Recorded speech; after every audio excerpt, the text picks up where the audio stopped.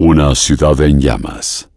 Si hubiera visto el personaje de esta historia cabalgando lentamente en su escuálida mula por aquel camino veredal que se dirige a Santuario, la mañana de ese soleado domingo, muy seguramente se hubiera quedado atónito por un instante, sin saber realmente qué era lo que tanto le llamaba la atención de aquel viajero. Y no es que vistiera algún atuendo estrafalario, más bien lucía una ruana vieja que por fortuna cubría gran parte de su aún más desgastado sastre con ínfulas de glorias pasadas. Tampoco lo eran las 2 maletas de cuero atiborradas de sueños que la mula llevaba a cuestas resignadamente, ni mucho menos esos 2 baúles de madera negros que por su solo aspecto ya generaban algún tipo de morbo. Más bien era el trípode de cámara fotográfica que sobresalía de entre toda esa cantidad de información visual que representaba el jinete, la mula y el trasteo improvisado que llevaba encima. ¿Qué carajos es eso?, con seguridad se hubiera preguntado. Bueno, contando con que usted fuera un campesino corriente de la zona cafetera colombiana a comienzos de los años 50 y que no hubiera ido recientemente a ninguna ciudad importante para haber estado expuesto al maravilloso pero poco conocido arte de la fotografía. Lente, foco, diafragma, obturador, revelado, trípode. ¿Cuándo en la vida un arriero como usted, si lo fuera, o cualquier otro habitante de ese hermoso pueblo incrustado en la cordillera, habría escuchado siquiera uno de estos términos? A usted que le hablen de cardamomo, molienda, ripio, beneficiadero. Pero lo que chiringueaba de las caderas de aquella raquítica mula era un aparato que jamás hubiera visto antes. Y muy seguramente tampoco hubiera descifrado que aquel forastero que irrumpía por las inmediaciones de Santuario se convertiría en el personaje más influyente de la región gracias a su singular poder de congelar instantes en el tiempo y plasmarlos en un papel para siempre. De vez en cuando, el misterioso hombre a lomo de mula mira con disimulo por debajo de su sombrero para confirmar la presencia de un gallinazo que lo ha estado sobrevolando desde hace ya un buen rato, a una distancia lo suficientemente cerca para ponerlo incómodo. El forastero se acerca a una cascada de agua que forma un pequeño charco al lado del camino. Se desmonta con dificultad después de llevar eternidades en el lomo de su fiel, pero también agotada mula, que responde al nombre de Ramona. Después de un doloroso estiramiento de espalda que lo hace emitir una queja moribunda, se quita el sombrero y por primera vez la luz del sol de ese día le pega directamente en sus penetrantes ojos color miel, los cuales contraen sus pupilas instintivamente como 2 diafragmas, queriendo dejar pasar la menor cantidad de luz posible. Baudelino Pinto se llama el forastero, aunque él prefiere que lo llamen Lino, diminutivo creado por su madre para evitar llamarlo por su nombre de pila, el cual odiaba, pero que en su momento debió aceptar, puesto que en aquella época, si el hijo era varón, el nombre lo escogía el padre. Igual nada de esto importará más adelante, porque ya verá cómo las escudriñadas vueltas de esta historia terminarán convirtiéndolo en un personaje mejor conocido como Fotolino. Esa mañana, junto a aquella fuente de agua que bajaba del páramo, más helada que un alma muerta, Lino se despoja de toda su ropa, menos los interiores, y comienza a echarse agua por la cabeza mientras lanza quejidos pasmosos a causa de su insoportable temperatura. Luego se enjuaga vertiginosamente la cara, el tronco y los brazos. Después decide darse un baño de sol de 15 minutos con los brazos extendidos para dejar que sus acogedores rayos y el viento frío de la montaña sequen su cuerpo al mejor estilo de los gallinazos, como aquel que continuaba vigilándolo desde el aire. Una vez seco, abre una de sus maletas y se coloca un impecable traje color marrón. Luego se peina frente a un pequeño espejo que apoya en la arruga de un árbol y finalmente se pone un elegante sombrero de ala ancha y cinta negra. Después de atiborrar de nuevo a Ramona con todo el ajuar y asegurar la silla con un fuerte apretón de cincha, que casi le saca los ojos, Lino se dispone a continuar su camino mientras divisa el pueblo entre las montañas ya no muy lejos de él. Justo antes de montarse en la mula, descubre una fotografía entre el bolsillo de una de sus maletas. La foto es de un hombre de aspecto cadavérico, vestido impecablemente de blanco, que camina en medio de una multitud alebrestada mientras sonríe maliciosamente a la cámara.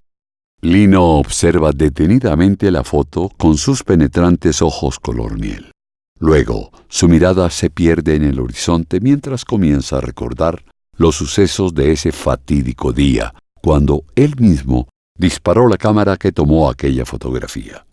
Ocurrió la mañana del 9 de abril de 1948 en Bogotá. Ese día, la centelleante capital de Colombia, que irrumpía desafiante bajo los cerros orientales del altiplano cundiboyacense, con la hidalguía señorial de una típica provincia europea, se perdería para siempre por cuenta de los sucesos que se desataron hacia el mediodía, exactamente sobre la carrera séptima, con la avenida Jiménez, en pleno centro de la ciudad, y que significaron un parteaguas en el devenir del país por los siguientes 68 años. Si usted, querido lector, conoce la Bogotá de hoy en día, debe saber que nada tiene que ver con la de entonces. Aquella era una ciudad que irradiaba nobleza, con sus tranvías inmaculados, repletos de hombres impecablemente vestidos, con sus fuentes renacentistas adornando la plaza de Bolívar y cuanto parque se asomara por entre las esquinas, con sus casonas coloniales engalanadas por grandes balcones y aleros enflorecidos. Tal vez lo único que ha permanecido intacto entre la Bogotá del 48 y la actual es su anquilosada expresión de jerarquías sociales en el paisaje urbano. Con su arrogante clase alta, instalada en el norte de la ciudad, la clase media concentrada en el centro, y la marginada clase baja echada a su suerte en el extenso sector sur. Es como si hubiera tres ciudades de países con suertes diferentes, pegadas una al lado de la otra, como fichas de un rompecabezas, rigurosamente delimitadas por el estilo de sus casas, la salud de sus calles y el grado de felicidad o de tristeza de sus habitantes. Las diferencias entre las clases sociales eran tan marcadas que solo unas pocas familias aristocráticas se consideraban bogotanas de verdad. La ciudad era de ellos y para ellos. Apellidos como Urrutia, Carrizosa, Uribe, Sáenz, Vargas, Caballero, de Brigar, Pombo y Holguín fueron desde tiempos inmemoriales la crema innata de la sociedad capitalina. Cualquiera otra persona cuyo apellido no portara el abolengo necesario era considerada foránea, así hubiera mal nacido en la capital. Los bogotanos de pura cepa se creían la raza maestra, con su tez rozagante y atizada por las mejores single malts llegadas de Escocia, o por el gélido aire sabanero donde tenían sus haciendas atiborradas de mayordomos, que siempre debían levantar la mirada para escuchar a sus patrones impartir órdenes desde los balcones. Un bogotano de verdad no tenía canas, sino hilos plateados, como si les hubieran pintado a mano pelo por pelo, y su pellejo transpiraba altivez y sofisticación. Por esos días, Bogotá se preparaba para albergar la 9ª Conferencia Panamericana, el primer gran evento diplomático panregional a llevarse a cabo en territorio colombiano. Por ende, el gobierno nacional destinó enormes partidas para embellecer la ciudad y brindarles una bienvenida de ensueño a los ilustres invitados que vendrían de todos los rincones del continente, entre quienes se encontraba el general Marshall, un personaje que los colombianos únicamente habían visto en los periódicos cuando reportaban las iliádicas cruzadas de los americanos en la Segunda Guerra Mundial. Dentro de las obras estaba una lujosa discoteca llamada El Venado de Oro, la cual contaba con 2 pistas de baile y un sinnúmero de meretrices dispuestas a entretener a los diplomáticos más mojigatos de la región. Toda esta parafernalia circense contrastaba dramáticamente con la cruda realidad que se vivía en el resto del país, atizada por un implacable verano que tenía prácticamente seco el río Magdalena, la vena femoral de la economía colombiana, por el cual se movilizaba la mayor cantidad de alimentos e insumos a las distintas regiones de la República. Esto produjo un alza en los alimentos, ropa, enseres y servicios públicos. En Bogotá, particularmente, se produjo una huelga de taxistas debido a la escasez de gasolina, la cual era transportada río arriba desde Barranquilla. Este conato de inconformidad no era más que el preámbulo de lo que se estaba cocinando dentro de las clases menos favorecidas del país, que, sumado al tenso ambiente de violencia oficial, auspiciada por el gobierno conservador y contrarrestada por la oposición liberal, conformaban una bomba de tiempo a punto de volar todo a la mierda. El contraste entre la pobreza generalizada y el derroche desmedido del gobierno para adecuar la ciudad y darle brillo a la Conferencia Panamericana tenía muy inconforme a la golpeada clase baja capitalina. A esto se le sumó un error táctico garrafal por parte del gobierno, el cual, al conformar la delegación colombiana integrada por representantes del Ejecutivo y la oposición, tuvo el descaro de excluir al doctor Jorge Eliezer Gaitán, jefe del Partido Liberal y máximo representante de la clase popular del país. Hijo de un librero y una maestra, el doctor Gaitán era un relumbrante abogado y aguerrido político que encarnaba la esperanza de todo un pueblo. Orador insuperable, capaz de exponer las más incomprensibles teorías políticas de los pensadores europeos en un lenguaje castizo y al alcance de las masas. Asiduo lector e insaciable buscador de las últimas tendencias políticas, sin importar de dónde vinieran.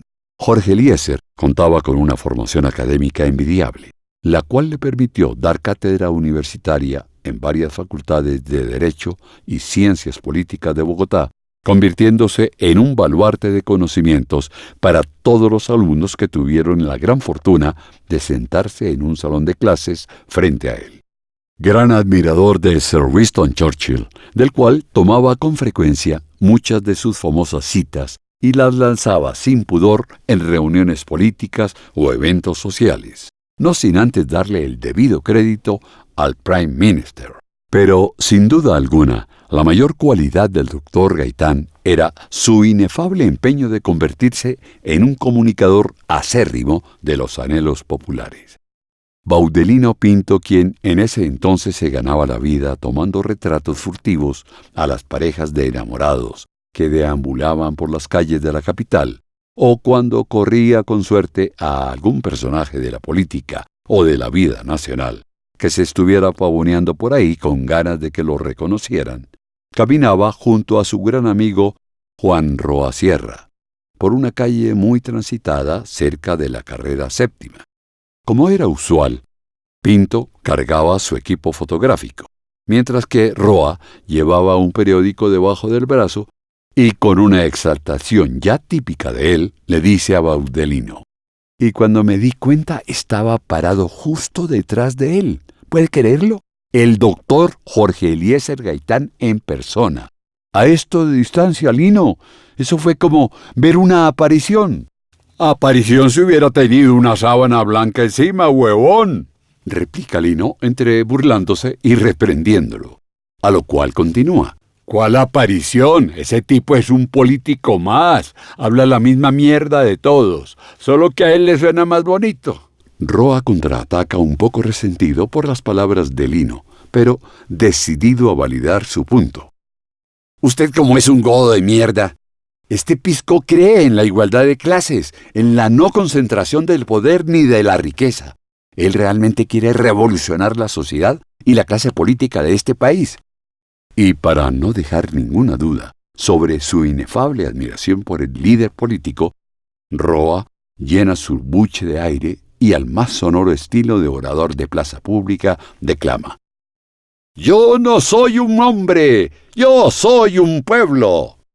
Luego regresa al tono de voz que más usa desde que ésta le cambió en su adolescencia y continúa. El hombre tiene un modelo político que trajo de Europa. De repente los dos amigos se detienen en su cafetería favorita, esa a la que nunca dejan de acudir cada mañana para disfrutar de un delicioso café negro con 2 cubos de azúcar, reciclados de quién sabe cuántos días, y que la dueña de la cafetería vuelve a servir en un pequeño plato de porcelana desportillado, convencida de que los clientes no se dan cuenta. «Pero si ese pobre no ha ido ni a la esquina», objeta Lino mientras llama a la mesera y le dice: «Un cafecito con leche, por favor». «No jodas», contesta Roa. «Gaitán es abogado especializado en Italia, ¿oyó? Usted es al que bajaron con Espejito del Monte, mi chino». Luego se dirige a la mesera. «Otro para mí, negro, por favor». «¿Quiere un liberal o una almojabanita?», le pregunta a Lino en un tono más amigable. A lo cual Lino responde: «Uy, claro que le acepto la almojabanita. Gracias, qué detallazo, ala». Lino suspira resignado y con voz preocupada exclama: «Hoy no he disparado ni la primera fotico. Todos amanecieron sintiéndose feos. Yo como que me voy para la casa, hermano». «Tenga paciencia, amigo, que ya aparecerá alguien con ganas de fotico. ¿Qué tal que pase por aquí Gaitán? ¿Ah? ¿Sale de pobre usted con esa foto?». La mesera, quien tenía un admirable sentido del oído perfectamente sintonizado para aislar el ruido de los tranvías y peatones presurosos de esa transitada esquina bogotana y extraer con calidad estereofónica las conversaciones de sus clientes, interrumpe la conversación de Lino y Roa, lanzándoles una primicia que los pone en alerta máxima. «Pues ya hoy no fue, porque el doctor Gaitán acabó de pasar». «¿Cómo así? ¿Hace cuánto pasó?», pregunta Roa impaciente. «Pues no hace más de 1 minuto. Él que pasa y ustedes que llegan». «¿Y por dónde cogió? ¡Rápido!». «Ah, yo no sé. Agarró como pa' la Jiménez». Roa sale corriendo sin despedirse. «Oiga, Roa, ¿no que estaba invitando?». «Claro, que pague el marica de Lino, como tiene tanta plata», alega un muy ofuscado Lino, quien tira de mala gana unas cuantas monedas sobre el mesón de la cafetería. Luego se cuelga el equipo de fotografía en su hombro y sale en busca de su escurridizo amigo. Juan Roa Sierra camina apresuradamente por la cada vez más aglomerada acera, con la ilusión creciente de que por fin va a poder estrechar la mano de su ídolo, mientras que Lino trata infructuosamente de alcanzarlo debido al inusual volumen de gente que transita por ese sector de la ciudad. De vez en cuando, Lino se empina sin dejar de caminar y estira su cuello como el periscopio de un submarino para tratar de ver el sombrero verde oliva de su entrañable amigo, el cual emergía esporádicamente a unos 15 metros adelante, pero de inmediato volvía a desaparecer dentro de esa vorágine de cabezas ensombreradas que revoloteaban incesantes bajo un espléndido sol capitalino. Perdido entre la muchedumbre, Roa sigue su intrépida búsqueda del caudillo liberal, el cual, de repente y de la nada, pasa justo detrás de él sin que éste se dé cuenta. Cuando Roa voltea su mirada hacia atrás, ya le es imposible verlo debido a la cantidad de gente que se interpone entre los dos. Unos instantes después, y sin tan siquiera proponérselo, Lino se topa de frente con Jorge Eliezer Gaitán, quien es acompañado por varios de sus más cercanos amigos, entre los que se encuentran Plinio Mendoza Neira, Pedro Eliseo Cruz, Alejandro Vallejo y Jorge Padilla. Su altivez natural, a pesar de que físicamente no hacía méritos para tenerla, sus facciones mestizas, su gruesa piel morena y su cabello negro azabache, perfectamente engominado, fueron a todas luces lo que más le llamó la atención a Lino de este personaje admirado por su amigo y por la inmensa mayoría popular, pero que a él bien podía importarle un bledo.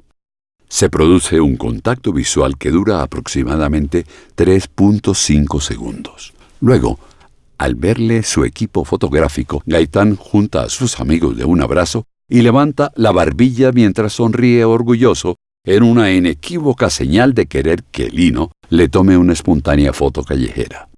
El fotógrafo prepara su cámara con asombrosa rapidez y toma la foto del sonriente grupo de amigos. Acto seguido, el caudillo le da un apretón de manos a Lino mientras le agradece el servicio con una sonrisa, para continuar su camino junto a sus fieles amigos, ante la mirada impávida de Lino, quien se queda sembrado en aquella acera.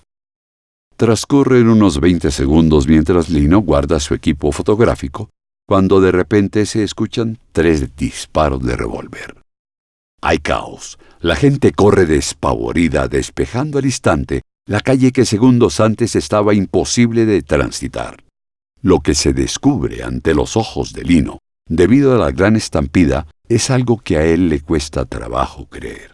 Jorge Eliezer Gaitán, el gran caudillo liberal, la esperanza de un mejor mañana para el golpeado y abusado proletariado colombiano, yace moribundo en la acera, sobre un charco de sangre espesa y caliente que se desparrama rápidamente alrededor de él, mientras que Plinio Mendoza Neira, uno de sus amigos, le sostiene la cabeza y grita desesperado pidiendo ayuda. ¡Malditos! ¡Nos lo mataron! ¡Un médico, por favor! ¡Un médico! Lino prepara nuevamente su cámara con una velocidad aún más asombrosa que la vez anterior, y sin pensarlo 2 veces, dispara la única fotografía que alcanzó a encuadrar antes de que la multitud enardecida lo hiciera abrazarse a su cámara para que no se la golpearan, captando así el momento preciso en el que Gaitán yace moribundo en los brazos de su amigo. Mientras tanto, a pocos metros del lugar de los hechos, Roa camina justo en sentido contrario del asesino, quien pasa muy cerca de él mientras se guarda el revólver en su cinto. Casualmente el pistolero luce un traje y sombrero verde oliva muy similar al de Roa. Rápidamente el asesino se sube a un tranvía que apenas comenzaba a moverse y al instante se disuelve entre los pasajeros que se apretujaban dentro del vehículo. Aún sin entender muy bien por qué la gente estaba tan alborotada, Roa continúa caminando en dirección al lugar donde se perpetró el magnicidio. De repente, entre la multitud, emerge un ser de por sí espeluznante. Se trata de un hombre alto y de contextura esquelética, enjuto de rostro y con una apariencia de ultratumba.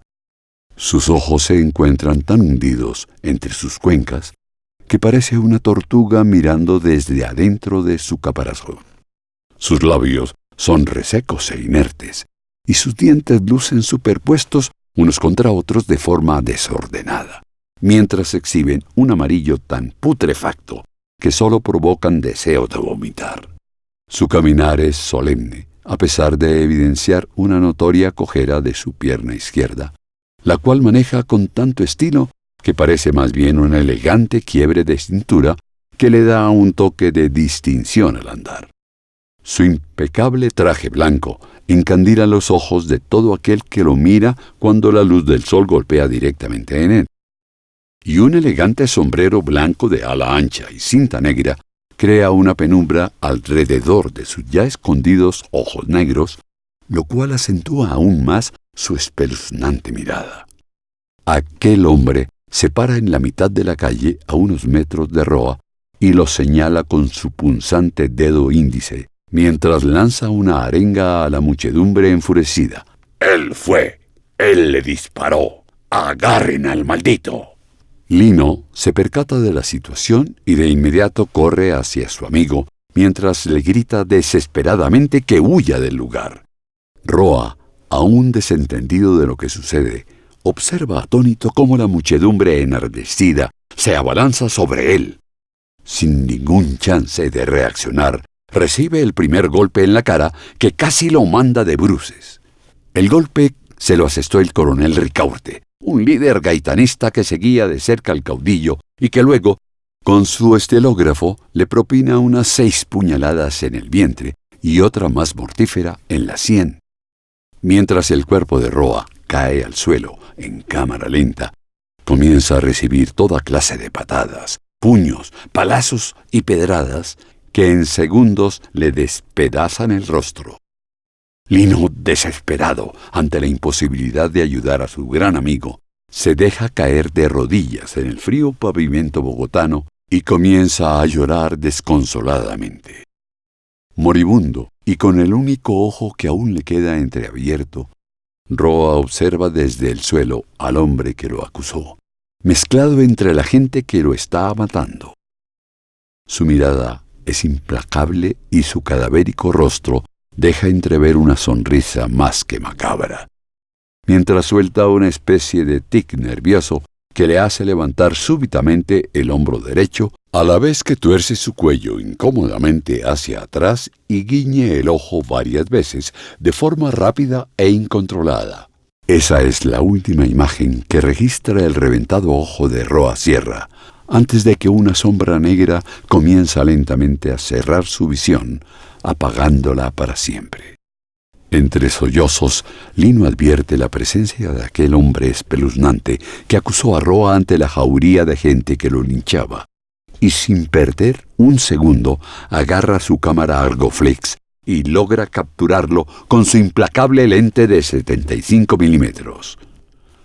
Luego se produce un prolongado contacto visual entre los dos. La mirada de Lino es más bien de terror, como si estuviera viendo a la muerte en persona, mientras que el hombre de blanco le lanza una mirada ponzoñosa, desafiante, aterradora, sin dejar de esbozar una perturbadora sonrisa. En medio del terror que le produce aquel adefesio de hombre, y gracias a su afilada memoria fotográfica que le permite fijarse en detalles particulares de cualquier individuo en cuestión de microsegundos, Lino se percata del tono amarillento que exhibe la piel y las uñas del sujeto, así como sus escuálidas y extralargas manos, de las cuales se desprenden los más extensos y esqueléticos dedos que jamás haya visto en un ser humano. Tan pronto se rompe el contacto visual, Lino guarda rápidamente su equipo fotográfico y sale corriendo despavorido, perdiéndose entre la muchedumbre. De vuelta al lugar del crimen, los entrañables amigos del doctor Gaitán no atinan qué hacer para socorrer a la víctima. Plinio, quien sostiene la cabeza del agónico mártir, observa con los ojos encharcados cómo su líder aún deja entrever un vestigio de vida en sus ojos, los cuales yacen fijos y entreabiertos, pero con un ligero temblor en sus párpados. Por fin, Pedro Eliseo Cruz, quien era el médico de cabecera del dirigente liberal, atinó a llamar un taxi, y con la premura de quien sabe que no debe perder un segundo de tiempo, se lleva al moribundo a la clínica central, mientras varios hombres y mujeres se quedan untando sus pañuelos con la sangre esparcida por toda la acera. 10 de los más prestigiosos galenos del país, encabezados obviamente por el doctor Cruz, quien inclusive se conectó al cuerpo de Gaitán para hacerle una transfusión de su propia sangre, intentaron salvarle infructuosamente la vida. A la 1:55 de la tarde, el doctor Yesid Trever Orozco informó que Jorge Eliezer Gaitán había fallecido. Entretanto, Lino alcanza a subirse a un tranvía para escapar de la muchedumbre enardecida, mientras éste se movía con una lentitud más que pasmosa. Uno de los pasajeros le pregunta: ¿por qué tanto alboroto? Acaban de asesinar al doctor Gaitán. Le responde Lino sin tener la más remota idea de lo que su respuesta ocasionaría. De inmediato, todos los ocupantes del tranvía fueron poseídos por un demonio furibundo, y al unísono salieron despavoridos para unirse a la turba feroz. A su vez, el conductor del tranvía se bajó llorando, tiró su gorra al piso con rabia y comenzó a patearla como si ésta hubiera sido la que le disparó el caudillo. Luego gritó a todo lo que sus pulmones le daban: ¡hasta aquí llegó este tranvía, hijo de puta! Lino no tiene más opción que seguir corriendo calle abajo, con su equipo fotográfico a cuestas. Entre más corre, más presiente el inminente peligro en que se encuentra. La horda de gente es una caldera de odio que comienza a arrasar todo lo que se encuentra a su paso. Primero destrozan los vitrales de los almacenes, Pero poco después la emprenden contra los tranvías atrapados en este cardumen humano poseído por el demonio. Los habitantes del barrio La Perseverancia, donde Gaitán era considerado el siguiente Mesías, se volcaron al centro de la ciudad, armados con machetes, palas y azadones, que previamente saquearon de cuanta ferretería estuviera en su camino, y continuaron destruyendo lo que se les ponía al frente. En cuestión de minutos, el centro de Bogotá parecía víctima de un bombardeo aéreo nazi. Las llamas se devoraban cuanto tranvía y coche se encontrara en la calle. Los despachos públicos fueron saqueados por las multitudes que lanzaron los muebles y máquinas de escribir a la calle para luego prenderle fuego a los edificios. Sorprendentemente, las masas enardecidas decidieron, sin haberlo acordado previamente, emprenderla contra todos los símbolos de poder o, como le llamamos hoy en día, el establecimiento. En tal virtud, las siguientes víctimas de las llamas fueron el Palacio de Justicia, la Gobernación, los Ministerios de Gobierno, Educación y Hacienda, el Palacio de San Carlos, la Nunciatura Apostólica y todas las edificaciones de la carrera séptima con muy pocas excepciones, desde la Plaza de Bolívar hasta la calle 19. También borraron del mapa las sedes del periódico El Siglo, la revista Cromos y las oficinas de Avianca. Al Capitolio le destruyeron sus elegantes salones, pero a última hora decidieron no prenderle fuego. De forma milagrosa, ninguna de las fábricas y talleres en donde trabajaban los miembros de la clase obrera resultaron afectados. Pareciera como si en medio de esta vorágine de odio hubiera una clara conciencia de que el objetivo era netamente político. Aún así, la horda irascible saqueó sin clemencia los establecimientos comerciales, principalmente los almacenes de rancho y licores, y cuando el alcohol puso su granito de arena en la fiesta, la emprendieron contra algunas iglesias y estaciones de policía.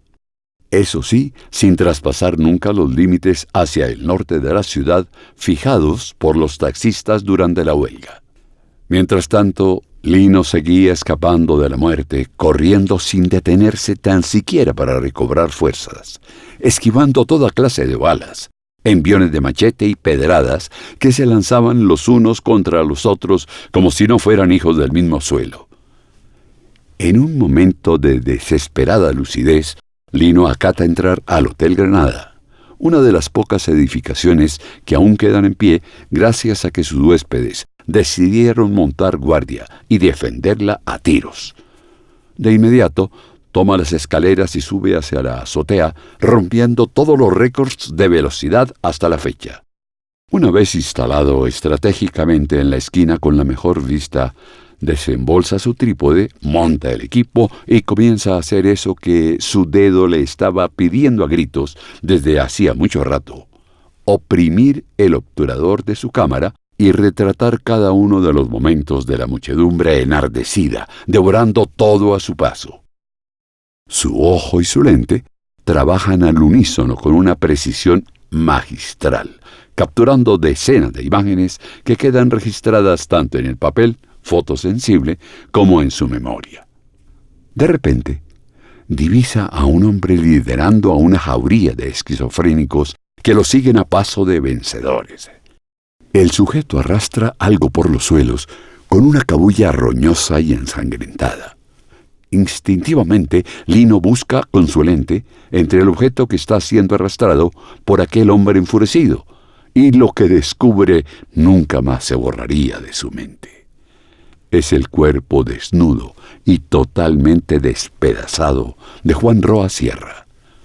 Por un segundo, su dedo deja de obturar la cámara ante el estupor que le produjo aquella perturbadora imagen. Pero de inmediato, y obedeciendo a su innato instinto de fotógrafo, continuó capturando lo que quedaba de su amigo, con un pulso que envidiaría cualquier relojero, a pesar de que no paraba de llorar.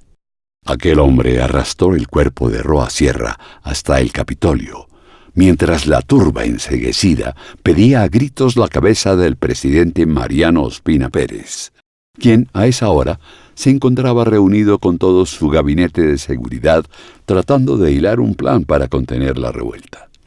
el cuerpo del supuesto asesino fue desparramado frente al Palacio Presidencial. El que no supiera de quién se tratara, le hubiera quedado imposible identificar el cadáver, ya que a esa hora se trataba de una masa de carne magullada y completamente amorfa, recubierta de tierra con sangre negra y cuanto objeto cortopunzante le cabía en el cuero. La Guardia Presidencial se dejó invadir por el terror y buscó refugio en las garitas de seguridad, dejando el palacio a merced de las piedras y escupitajos que le lanzaban. Después de casi 12 horas de caos y de sobrepensarlo demasiado, el presidente Ospina Pérez ordenó apaciguar la revuelta de la peor forma posible, usando todo el poder del ejército y la Armada Nacional, que recuperaron el control de la ciudad a sangre y fuego, disparando sin discriminación a todo ser viviente que se moviera. La gran mayoría ya eran borrachos sin rumbo que tenían como único destino morir tristemente a plomo de fusil. De la borrachera, muchos de ellos no se dieron por enterados de que los habían matado.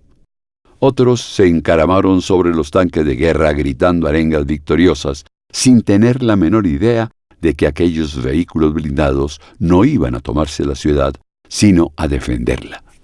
Hubo incluso hombres tan borrachos que se quedaron dormidos en las aceras y fueron confundidos por muertos. A muchos les pasaban los tanques de guerra por encima y después debieron ser recogidos con pala. Otros fueron llevados a fosas comunes donde se despertaban rodeados de cadáveres y salían corriendo despavoridos. Cuando despuntó el alba a la mañana siguiente, ya todo había vuelto a la calma. Las fuerzas militares habían recuperado por completo el orden y dispersado cualquier foco de insurgencia. El statu quo ya no corría ningún peligro, pero el centro de la ciudad estaba en ruinas y sus calles entapetadas de cuerpos inertes, mojados por la acostumbrada lluvia nocturna capitalina. El saldo no oficial de muertos, porque nunca se sabrá con certeza, fue de 1000, solo en Bogotá. En Boyacá, por su parte, los chulavitas, que no eran más que un grupo de campesinos armados procedentes de la vereda Chulavita, quienes habían sido creados por el gobierno conservador para eliminar a los líderes liberales de la región, aprovecharon los sucesos ocurridos en la capital y se dedicaron a asesinar a cuanta persona confesara ser miembro del Partido Liberal, sin importar que fuera hombre o mujer, joven o viejo, cristiano o ateo. Incluso el gobernador de turno en Boyacá, el conservador José María Villarreal, quien había sido uno de los auspiciadores de estos grupos paramilitares, envió desde Tunja a más de 1000 chulavitas hacia Bogotá para apoyar al presidente Mariano Ospina Pérez a controlar el caos del 9 de abril. Obviamente, cuando el ejército chulavita llegó a la capital, se salió completamente de control y se dedicó a disparar primero y preguntar después. Como usted bien sabe, estimado lector, este país tiene una aberrante costumbre de no aprender de su pasado y repetir su historia. De ahí que la política del gobierno de armar campesinos y letrados para defender sus intereses se convirtió en una práctica recurrente en las décadas por venir, añadiendo a la tristemente célebre lista de los chulavitas nombres tan infames como las Convivir o las AUC. Los móviles del crimen, así como los autores intelectuales, son un secreto que el asesino se llevó consigo quién sabe para dónde. Y que todo el mundo pensó que Juan Roa Sierra se había llevado a la tumba. El presidente Ospina culpó a los comunistas y ordenó buscar a los agentes de la KGB rusa infiltrados en las manifestaciones, los cuales nunca aparecieron, ni vivos ni muertos. Los liberales, por su parte, le achacaron el crimen a los conservadores y viceversa. Incluso se llegó a especular sobre un posible complot entre la CIA y la oligarquía bogotana. Y hasta se atrevieron a decir que Roa Sierra era un hijo bastardo de Gaitán que tomó venganza a raíz de que el caudillo nunca lo reconoció. Los noticieros se inventaron perfiles psicológicos de Roa Sierra, tildándolo de enfermo mental con un alto grado de complejo de inferioridad. Investigadores de la policía decían con toda la propiedad del caso que Roa había sido víctima de una decepción amorosa. Y por ende estaba ansioso de demostrarle a su amada cuánto daño era capaz de causar. Lo cierto es que a partir del 10 de abril y por varios días se decretó el toque de queda desde las 7 p.m. La situación de orden público era tan grave que no se pudo organizar un entierro formal del doctor Gaitán, y tuvieron que enterrarlo en su propia casa, la cual, por decreto presidencial, se declaró monumento nacional. El Bogotazo. Así fue como se conoció en el extranjero los sucesos del 9 de abril de 1948 en Bogotá, y justamente ese es el nombre con que será recordado aquel fatídico evento que cambió para siempre la historia de Colombia, ya que a partir de ese día se agudizó la violencia partidista que hasta entonces había dejado un saldo de 14.000 muertos a lo largo y ancho del país.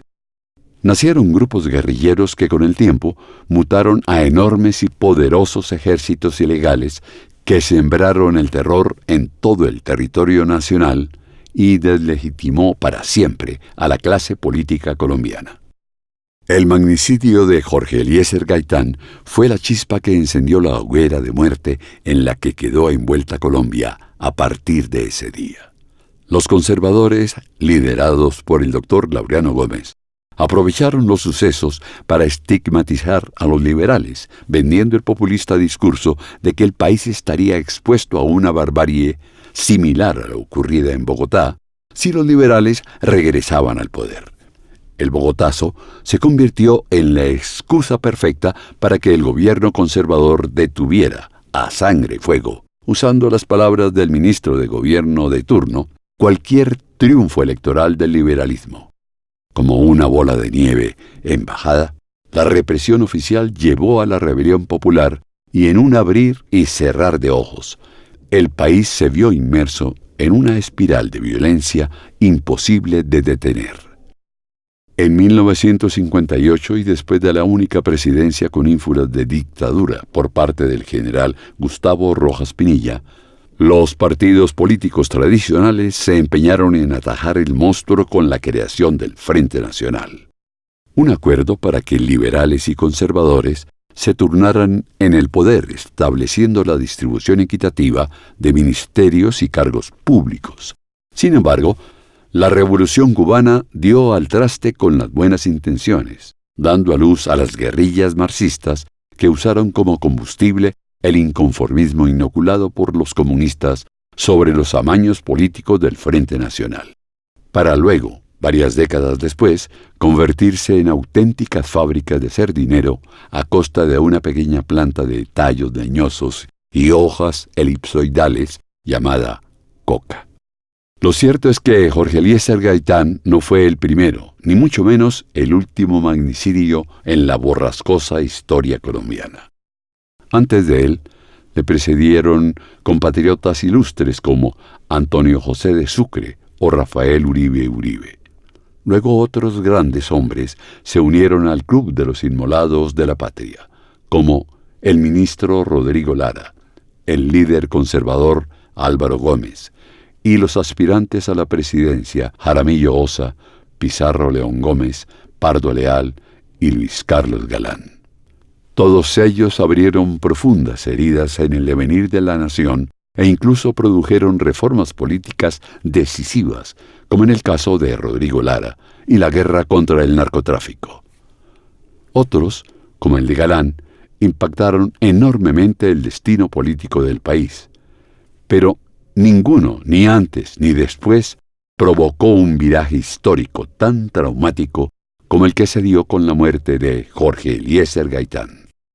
Yo lo invito a usted, amable lector, a que, por un segundo, nos imaginemos cómo sería Colombia hoy en día si el caudillo liberal hubiese llegado a la presidencia sano y salvo. Le apuesto con la mayor convicción de que la violencia partidista hubiera acabado ahí mismo. El inconformismo popular se habría aliviado enormemente y, por ende, las guerrillas izquierdistas nunca hubieran tenido espacio en un ambiente democrático civilizado y pacifista. Pero claro, todo esto solo nos lo podemos imaginar con cierta nostalgia, porque la realidad es que el 9 de abril de 1948 quebró en dos la suerte de nuestro país, arrastrándolo hacia un río de sangre por el cual nos ha tocado nadar desde entonces. Días después, Lino se encuentra encerrado en la modesta habitación que alquilaba en el barrio Fontibón, la cual transformó improvisadamente en cuarto oscuro, bloqueando con cartulinas y cinta de enmascarar negra cualquier posibilidad de que los rayos solares se colasen por agujero alguno. Usando una lámpara de revelado que emitía una sugestiva luz roja, parecida a la de los burdeles de la zona de tolerancia, Lino sumerge el papel fotosensible dentro de la cubeta que contiene el químico revelador, el cual poco a poco va descubriendo las imágenes captadas por el lente de su cámara. Con una paciencia heredada de su padre, quien le enseñó el oficio de fotógrafo, y curtida por años de experiencia, a pesar de su precoz juventud, Lino iba revelando una tras otra todas las fotografías que tomó ese fatídico día. Luego de un cronometrado baño en la cubeta del fijador, Lino cuelga cuidadosamente cada fotografía en una cuerda mal tensada y llena de pinzas que recorre la pared más larga de la habitación.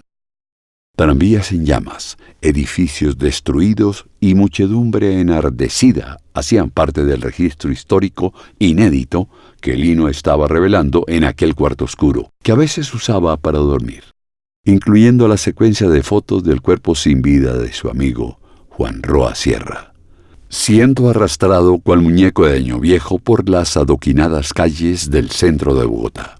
Después puso a secar la foto de Jorge Eliezer Gaitán ahogándose en su propia sangre mientras uno de sus amigos le sostenía la cabeza. La imagen estaba un poco fuera de foco, lo que produjo en Lino algo de vergüenza, aun siendo consciente del apremio con que la tomó. Sin embargo, dos fotografías en particular llamaron la atención de Lino durante este introspectivo proceso de revelado. Aquella que logró tomarle al abominable hombre del vestido blanco en plena calle, segundos después de haberle ahuchado la horda enfurecida a su entrañable amigo, y la foto que el doctor Gaitán hizo tomarle posando con sus amigos momentos antes de morir. Al revelar esta última, Lino descubrió con escalofriante asombro que aquel hombre macabro del vestido blanco aparecía justo detrás de Gaitán, camuflado entre la gente y con su mano estirada, la cual alcanzaba a tocar sutilmente el hombro del caudillo liberal que, sin saberlo, tenía sus segundos contados. Fue tanta la incredulidad de Lino que agarró las dos fotografías y las colocó una al lado de la otra, solamente para confirmar que efectivamente se trataba del mismo personaje. De inmediato un escalofrío le recorrió la espina dorsal y supo en ese instante que por más que quisiera evitarlo, el destino se encargaría de enfrentarlos nuevamente. Un hombre observa desde su ventana cómo cientos de gallinazos sobrevuelan en círculos el enrarecido cielo capitalino. Sus ojos denotan la tristeza propia de esos días y un notorio cansancio producto de varias noches sin dormir. Se trata de Luis Cano, fundador y jefe de redacción del periódico más leído de Bogotá. La ventana, que aún conserva algunos vidrios intactos, deja entrever una ciudad en ruinas, humeante y silenciosa. De repente, un joven irrumpe en aquella oficina, interrumpiendo el minuto de silencio que el señor Cano le estaba dedicando a la ciudad que lo vio crecer. El joven era Gabriel, estudiante de periodismo, quien había sido aceptado en el periódico como practicante y le habían encargado la poco exigente tarea de escribir los anuncios sociales, para lo cual él le dedicaba un esmero casi desmedido con la esperanza de que algún día el señor Cano le reconociera su talento periodístico. Gabriel se acerca impetuoso al escritorio de su admirado jefe y le notifica: «Don Luis, afuera hay un muchacho que dice tener un material noticioso invaluable, algo que cualquier periódico se moriría por tener». Yo traté de preguntarle qué era, pero insistió en hablar únicamente con el director. El hombre con la mirada triste se aparta de la ventana y mira a su pupilo por encima de sus antiparras, mientras frunce el ceño en clara señal de incredulidad.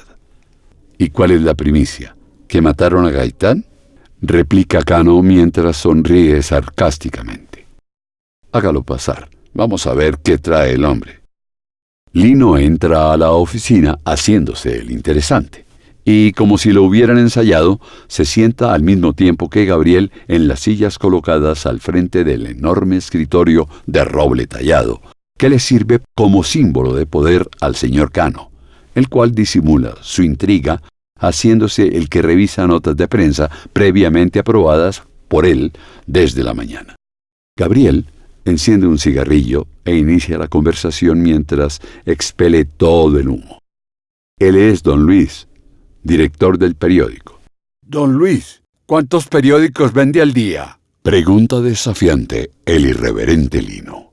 «¿Y para qué quiere saber eso, joven?», inquiere el señor Cano. «Porque después de hoy va a vender el triple». «Más vale que lo que tenga esté acorde con la expectativa que le está dando». «¿Qué es lo que tiene?». Lino inclina su cuerpo hacia adelante para darle énfasis a lo que va a decir y le suelta la primicia. «Le tengo la foto de los últimos segundos de Gaitán vivo y la foto de los primeros segundos de Gaitán muerto».